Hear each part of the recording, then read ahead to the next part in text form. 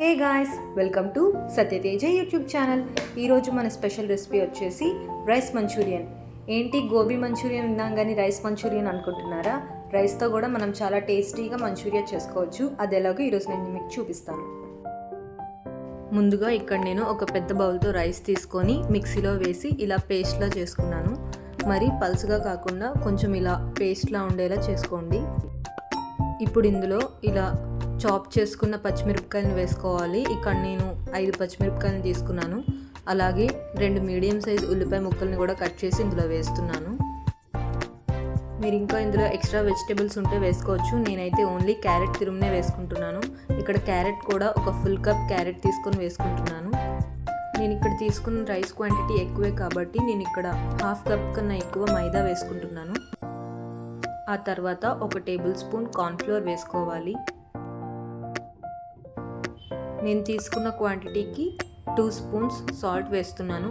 అలాగే ఒక full spoon కారం వేసుకుంటున్నాను.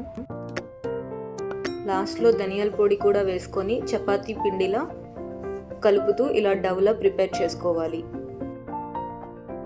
ఇప్పుడు చేతులకు కొంచెం ఆయిల్ తీసుకొని ఇలా బాల్స్లో చుట్టుకొని ఒక సైడ్కి పెట్టుకోవాలి. కళాయిలో ఆయిల్ వేసి ఆయిల్ హీట్ అయ్యాక ఇలా మనం బాల్స్ని వేసుకొని ఫ్రై చేసుకోవడమే. మీడియం ఫ్లేమ్లో పెట్టి ఫ్రై చేసుకోండి.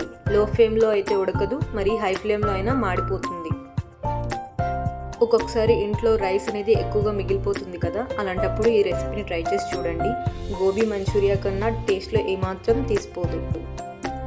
ఈ బాల్స్ గోల్డెన్ బ్రౌన్ కలర్ వచ్చాక తీసుకొని సైడ్కి పెట్టుకోవాలి.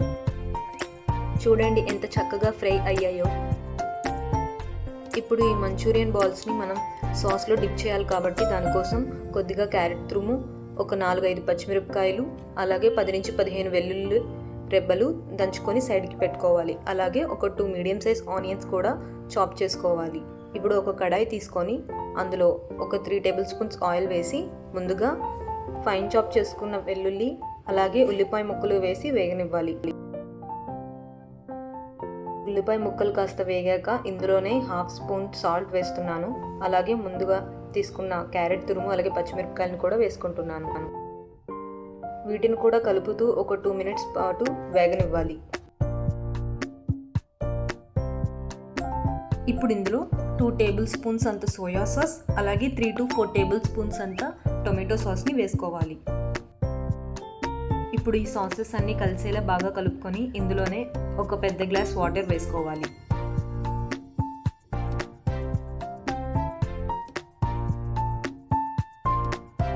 ఈ వాటర్ బాగా మరిగాక ఇందులో మనం ముందుగా ఫ్రై చేసి పెట్టుకున్న బాల్స్ని వేసి ఆ బాల్స్ అంతా వాటర్ని పీల్చుకున్నాక మనం స్టవ్ ఆఫ్ చేసేయడమే. ఎంతో సాఫ్ట్ అండ్ టేస్టీ అయిన రైస్ మంచూరియన్ రెడీ. చూసారుగా ఎంత చక్కగా ఉందో. చూడ్డానికి కూడా అచ్చం గోబీ మంచూరియా లాగే ఉంది. మీరు కూడా ఒకసారి ట్రై చేయండి. మీకు ఎలా వచ్చిందో కామెంట్ సెక్షన్లో నాకు కింద చెప్పండి.